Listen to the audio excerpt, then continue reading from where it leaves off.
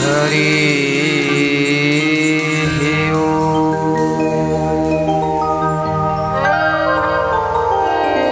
श्री गणेशाय नमः। श्री सरस्वत्यै नमः।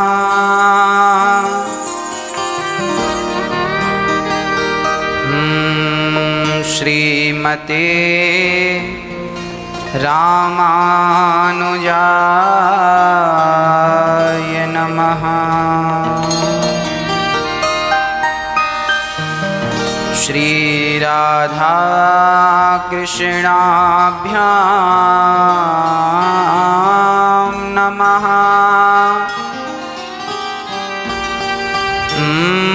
मातृपितृचरण कमलेभ्यो नमः।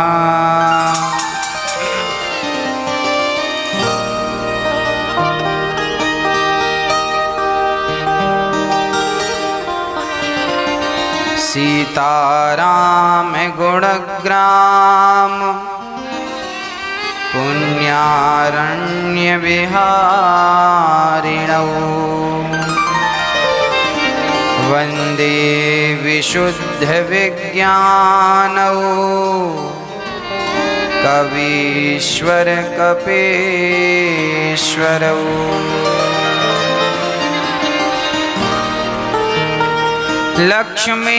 लक्ष्मीनाथ समारंभां नाथयामुनिमध्यमाम्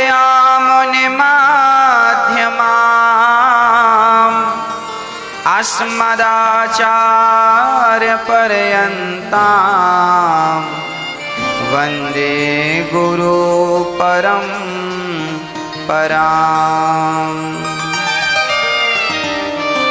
जय जय श्री राधारमण, जय जय नवल किशोर, जय गोपी चित चोर प्रभु, जय जय माखन चोर, जय जय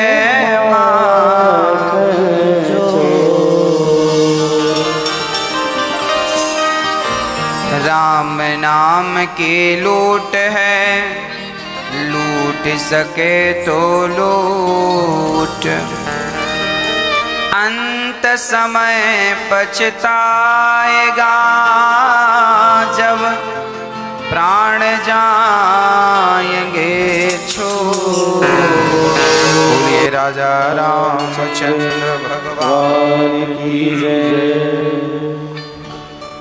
वृंदावन धाम की जय, अयोध्या धाम की जय, सद्गुरुदेव भगवान की जय, भक्त और भगवान की जय। जय जय श्री राम, जय जय श्री सीताराम।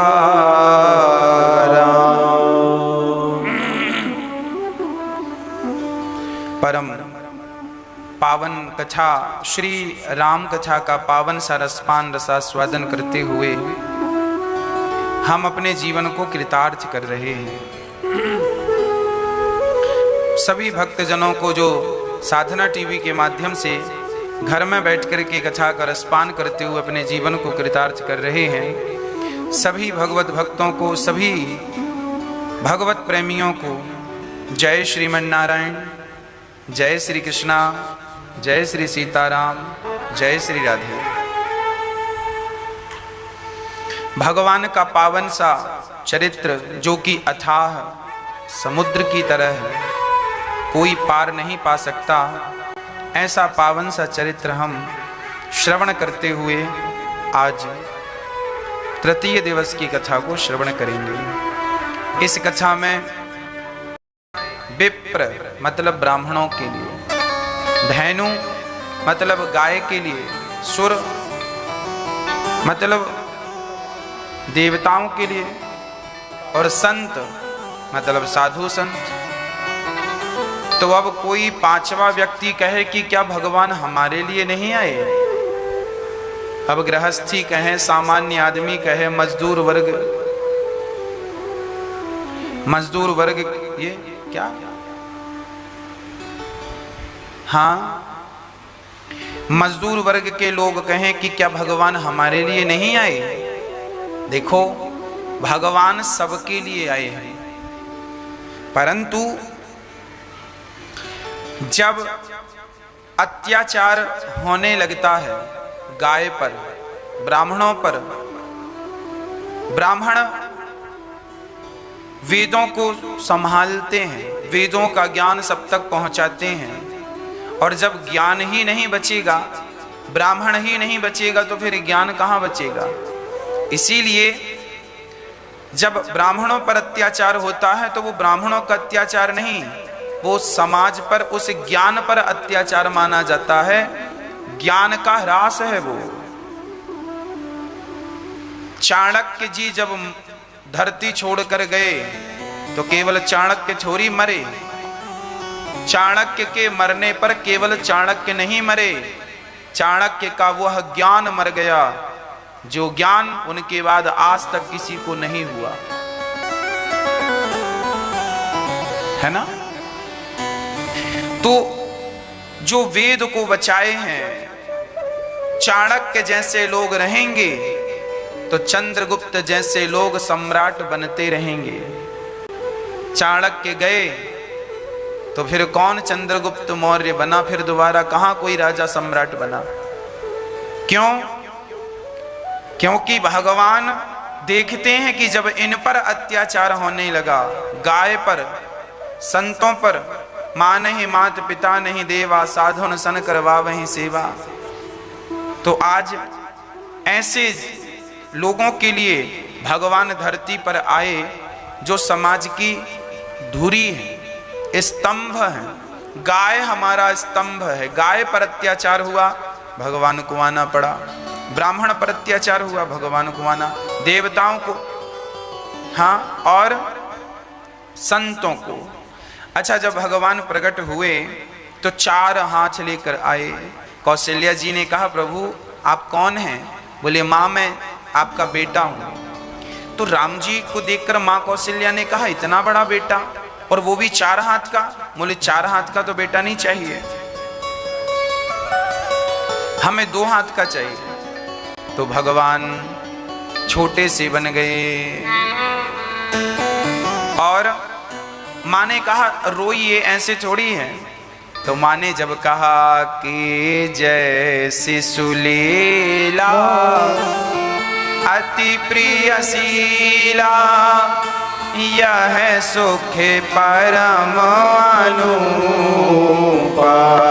जैसी सुना कि कौशल्या ने बच्चे को जन्म दिया है, उसी समय सारी माताएं आ गईं, सारे नगर की स्त्रियां जो मातृ तुल्य थीं, सारी के सारी रानियां और भगवान के प्रेम करने वाले तमाम वो भक्त आ गए। और जब आए तो भगवान को देखकर सब गदगद हो गए। एक सखी दौड़ी दशरथ जी के पास, सुनो सुनो दशरथ जी, बधाई हो। भाई ये हविंग चल रही है साथ में, बधाई हो बधाई हो। ऐसा सखियों ने जाकर के दशरथ जी को संदेश दिया, बधाई हो बधाई हो बधाई हो। अब जैसे ही सखियों ने संदेश दिया, पुत्र जन्म, दशरथ जी पिता बन गए आप, बुढ़ापे में रबड़ी सी रात में लड़ुआ सुलाला जायो है। कौशल्या मैया ने, अच्छा अब तो जो हार पहन रखा था दशरथ जी ने, ले जा, ये ले जा। तब तक दूसरी सखी आई, सुनो हमें भी बधाई दो। अच्छा वही बधाई लेने आई है ना जो पिछली? ना ना मैं नई खबर लाई हूं। तो तुम क्या खबर लाई हो? बोले सुनो, कैकेयी ने भी एक सुंदर से लाला को जन्म दिया है। अच्छा तुम ये ले जाओ। दशरथ जी मानहु ब्रह्मानंद समाना, सुमित्रा ने एक नहीं 2-2 बच्चों को जन्म दिया। अब तो दशरथ जी खूब आनंद से बधाइयों की बौछार होने लगी। दशरथ जी ने ब्राह्मणों को बुलाया, दान किया, भूमि दान, गौ दान, सर्वस्व दान। लिखा है रामचरितमानस में, सर्वस्व दान दीन सब काहू।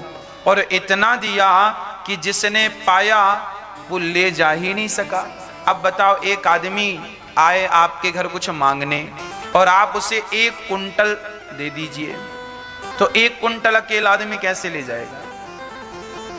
वो आया था कि भाई 10-20 किलो मिलेगा, है ना? तो दशरथ जी ने कुंटलों से सोना दिया। अब कितना ले जाएगा? हाथ में जितना आएगा उतना तो ले जाएगा। इतना दिया दशरथ जी ने कि जेहि पावा राखा नहीं ताहू, सर्वस्व दान दीन सब काहू। लिखा है सर्वस्व दान कर दिया दशरथ। दशरथ जी की जितनी संपदा थी सब दान कर दिया। और जितना वो दान करते जाते थे उतना उनका धन बढ़ता जाता था, उतना आता जाता था। दशरथ जी ने चारों तरफ ध्वजा लगने लगे, आम के पत्तों का वंदनवार बनने लगा। सब लोगों ने अपने घर में शुभ लाभ लिखा, घर के आंगन में दीपक जलाया और सारी सखियां, सारे नगरवासी बधाइयां ले लेके, कोई चावल लेकर जा रहा है, कोई दाल लेकर जा रहा है, कोई पैसा लेकर जा रहा है, कोई हीरे मोती लेकर जा रहा है और सब दशरथ जी के आंगन में बधाई दे रहे हैं। दशरथ जी का आंगन सोना चांदी हीरा मोती अनाज से भर गया और जितना दशरथ जी को मिल रहा था उससे ज्यादा वो बधाई में लुटा रहे थे। हाँ, जो लोग इतना सा लेकर जाते, लाला को जन्म मुंह दिखाई कहते हैं ना, जब बच्चे को देखने जाओ तो मुंह दिखाई कुछ देते हैं, सगुन होता है, लोग देते हैं। छोटे से बच्चे का जन्म हुआ, आप गए, मुंह दिखाई कुछ देना होता है। तो राम जी का मुंह देखने जो भी आए सब गदगद हो गए और दशरथ जी ने कहा, आप सब आशीर्वाद देने आए हो, खूब ले जाओ। खजाने खोल दिए, हीरे मोती सब खो, जिसको जितना मन करे ले जाओ। आकाश से सुमन वृष्टि हो गई, आकाश से सुंदर सुंदर पुष्प बरसने लगे। सब कुछ दशरथ जी ने दान कर दिया। चंदन और कुमकुम की तो कीच मच गई। इतना चंदन और कुमकुम लोग घिस घिस के लाए और दशरथ जी को एक बधाइयां कैसी, चंदन लगा लगा, दशरथ जी के गाल में चंदन लगा दिया, बधाई हो। यशोदा कौशल्या जी के गालों में चंदन लगा दिया, एक दूसरे के गालों में चंदन लगा रहे हैं और चंदन लगा लगा के बधाइयां दे रहे हैं। खूब दीपावली, होली, दशहरा सब एक साथ मनाया गया। होली भी मनाई गई, दशहरा भी मनाया गया, दीपावली भी मनाई गई और श्रावणी भी मनाई गई। सारे त्योहार एक साथ दशरथ जी के आंगन में मनाए गए। ग्रह ग्रह बाज बधाव शुभ, प्रगटे सुषमा कंद, हर्षवंत सब जहाँ तहाँ, नगर नारी नर वृंद। जो जहां था वहां से उत्सव मनाना शुरू किया। चारों भैया का जन्म हुआ और चारों भैया मस्ती से आज माओ की गोद में है अवधपुरी, है ना? अवधपुरी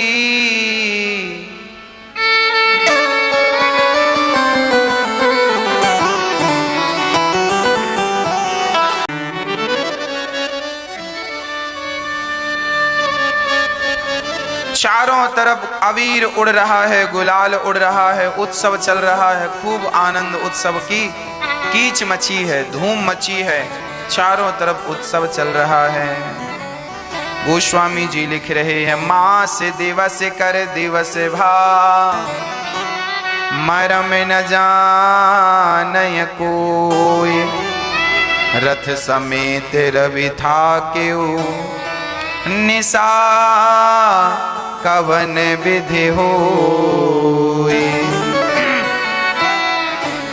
एक महीने का एक दिन हुआ आज। जब राम जी का जन्म हुआ तो सूर्य भगवान राम जी को देखने में इतने मस्त हो गए कि सूर्य भगवान जाने का नाम नहीं लिए। 1 महीने तक दिन ही रहा आया। सूर्य भगवान भी आनंद से देखते कि देखते रह गए। एक बार भी वो जाने का नाम नहीं ले रहे हैं। इतना आनंद, इतना सुख, इतने सुख की अनुभूति हो गई। अब यह सत्य कोई जान ना सका जल्दी से। अब गुरु जी को बुलाया गया। राम जी का उत्सव चल रहा है, सारी नगरी बड़ी सुहावनी है। आओ जरा हम भी नगरी का पावन सा दर्शन कर लेते हैं। हाँ, वो सीताराम जी की प्यारी राजधानी लागे, महारानी लागे। मोहे मीठो मीठो सरयू जी को पानी लागे।